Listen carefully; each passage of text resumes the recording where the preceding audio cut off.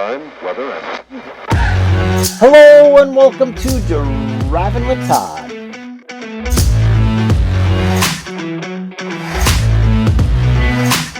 And I'm Todd.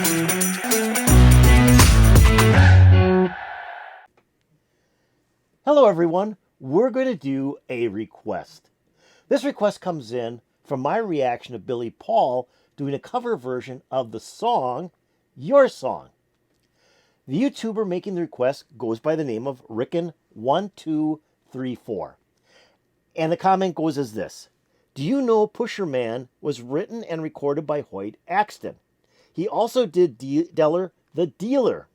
Then, of course, was the dad in Gremlins. And I saw that and I go, okay, how did we get the Pusher Man from Billy Paul doing Your Song? But it doesn't matter because the Pusher Man's a great song. And I learned something from this comment. I didn't realize Hoyt Axton wrote the song. I mean, I've heard it a gazillion times by Steppenwolf, but I didn't realize who wrote it, I guess. I never really looked. And so I didn't realize Hoyt Axton wrote the song. And then I didn't realize he was the dad in the movie Gremlins. So I learned some stuff from this particular comment. But let's get back into the song, The Pusher. I had purchased the first Steppenwolf album in 1968. It came out in January of 1968. I bought it simply because it had Born to Be Wild on it, but I also had the 7-inch single of Born to Be Wild. So now I duplicated that particular song, but the first Steppenwolf album was fantastic and still is fantastic. It wasn't just back then. It is yet today a great album. It's got a lot of heavy rock on it and some really good blues. But the song that always blew me away was The Pusher.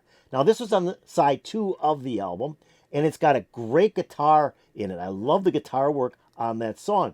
But I was 13 years old when this album came out. So when I heard The Pusher the first time and they swore in the song, it was like, oh, they're swearing. I can't believe it. I don't think I ever heard a song in the 60s where somebody used a swear word before. So that turned me on. It was like, wow, that's pretty cool. I can't let the parents hear this. I just can't let the parents hear it. They'll take the album away from me.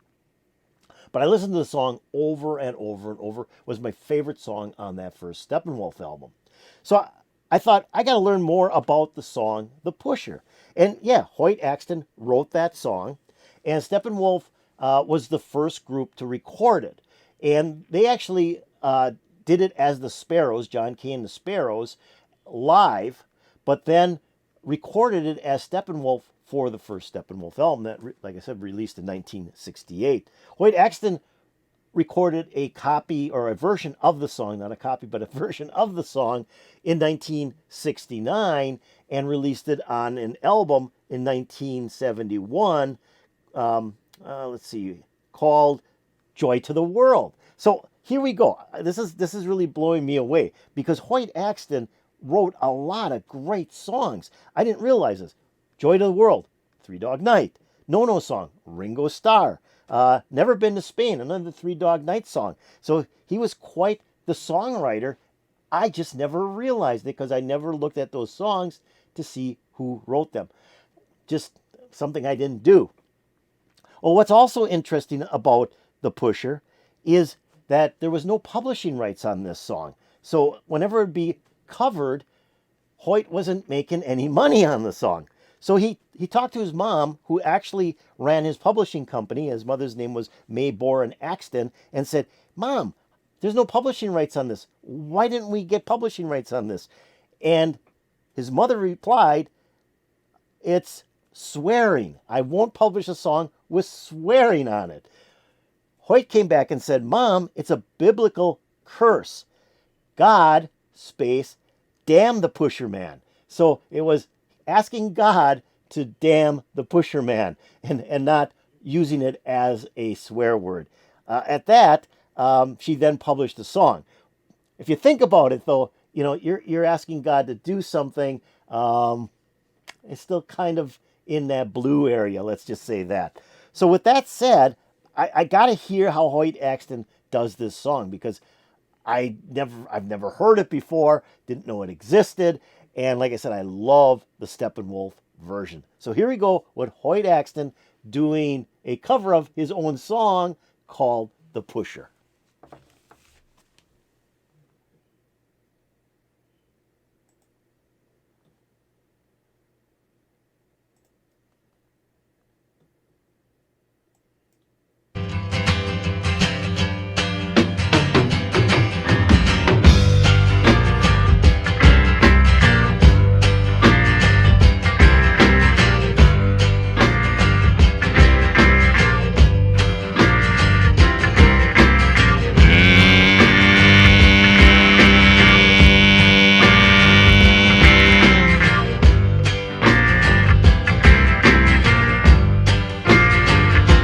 You know I smoked a lot of grass and I popped a couple of pills now. Yeah, but I never touched nothing that could break my will. But I've seen a lot of people with tombstones in there.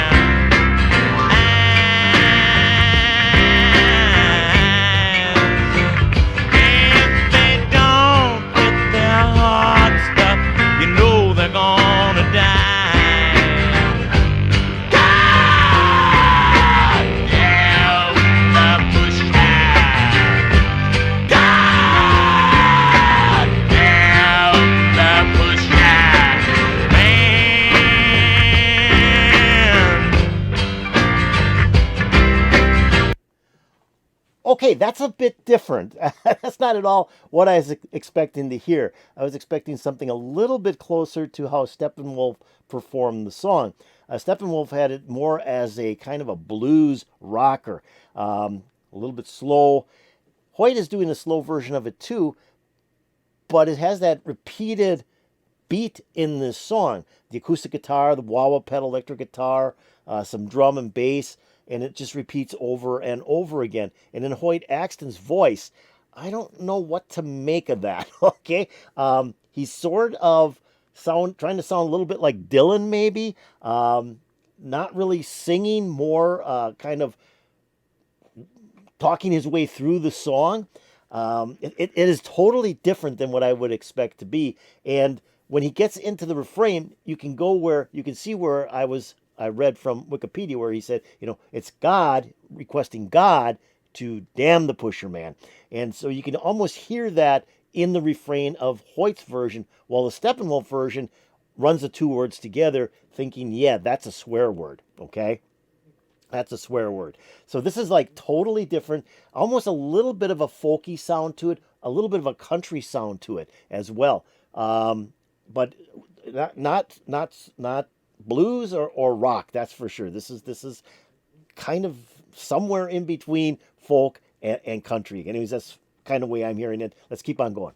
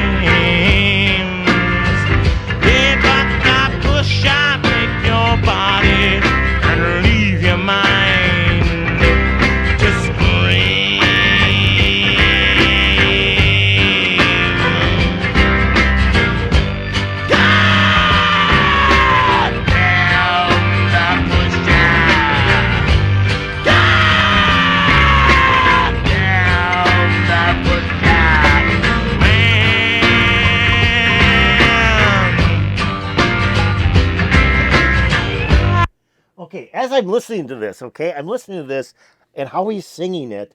He's singing it like he's got a lot. He's in pain, like he's one of the recipients of the pusher. He's been given some some bad drugs, or he's on drugs, or he's not getting his drugs, something, but he sounds like he's in pain and that he's just angry at the pusher. And it's like, damn the pusher, damn that pusher, man.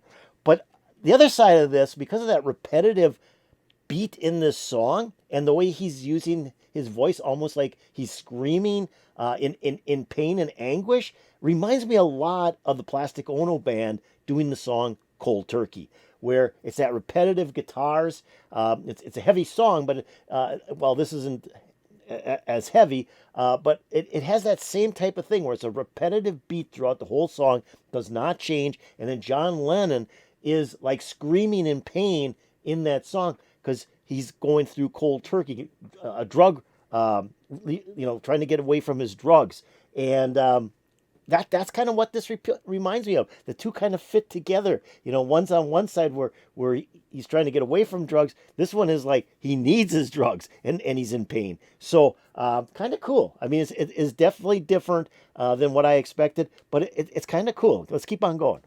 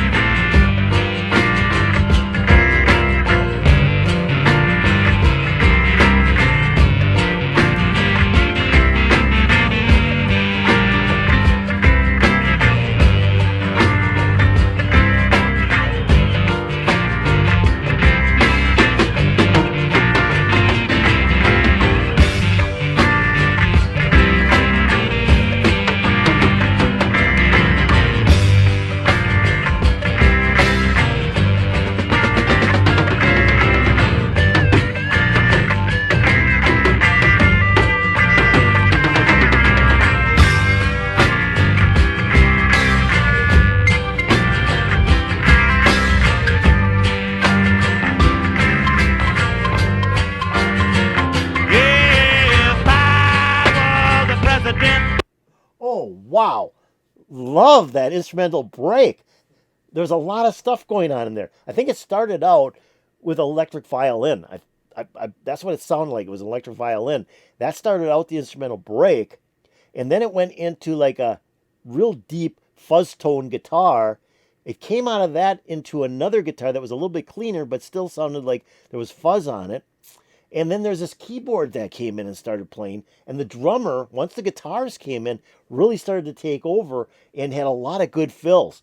That was a cool instrumental break. It was, to me, very psychedelic. Very psychedelic. But I believe that electric violin started the whole thing off. Really loved that sound. Then that deep fuzz tone guitar.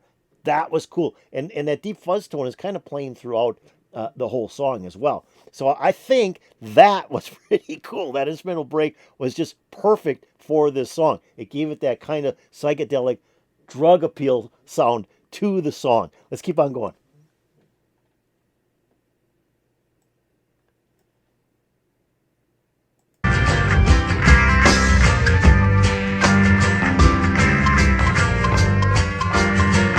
If I were the president of this land, I'd declare total war on the pusherman.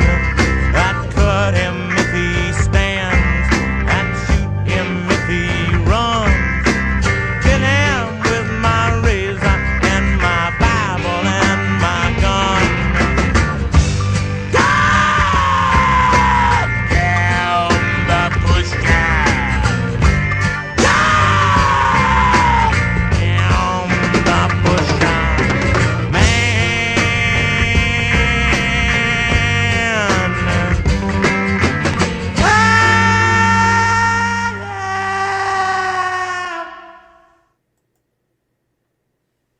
That was different.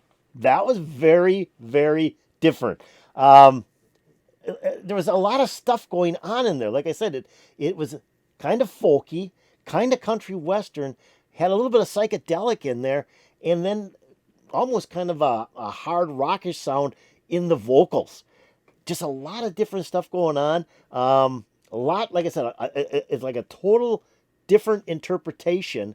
If you can say it's an interpretation because it's a Hoyt Axton written song, but a whole different way to approach the song. That may be a better way of saying it than how Steppenwolf approached the song. Just very, very cool. Very cool. I still love the Steppenwolf version. Okay, that is still the primo version of the song. But this was so different. It was fun to listen to, and that instrumental break, as I had said, after the instrumental break played, was very cool. I just loved how Hoyt used different instruments. Didn't just use one instrument in the instrumental break and went away. Went with different instruments, and it just added that level of interest to the song. Very cool. It was great to hear a different version of this song, by the person who actually wrote it. I noticed also that Nina Simone did a version. I think it was in 1974, and what I read is it's pretty bluesy. So it'd be kind of interesting to hear Nina Simone's version as well. So that might be something that we do in the future, just to get another taste of the Pusher and another person's interpretation of the song. So great recommendation, Hoyt Axton doing a version of his own song, The Pusher, and it was totally, totally unique. That's for sure. So I hope you enjoyed it. If you did, hit that like button. That would be the thumbs up button. I'd really appreciate that. If you have any comments about Hoyt Axton doing the song The Pusher, please put in the comments below. That'd be also appreciated. So I'm going to take a link to this video and put it into my description below. The video wasn't much. It was just a picture of Hoyt and his name and the song title. But what was great was the song itself, listening to the song. Sit back and listen to it again, absorb some more of Hoyt Axton doing his song. I'm also going to take a link to the channel that uploaded this, put that in my description. You might want to check out that channel. They might have some other really cool videos for you to watch. Now, have you subscribed to Driving with Todd? If you haven't, why don't you do it right now? Just go below my video, the one that you got open, you just got done watching, and hit that subscribe button. I'd really appreciate it. That'd be so cool. If you go over here and ring the bell, you'll get updates to my latest videos. So I thought this was neat. A great recommendation. I would have never thought of this. I often thought of doing The Pusher by Steppenwolf, but this was kind of cool to do it by the person who actually wrote the song. So it'll put a big smile on my face. I'm hoping to put a big smile on your face. And peace out, baby.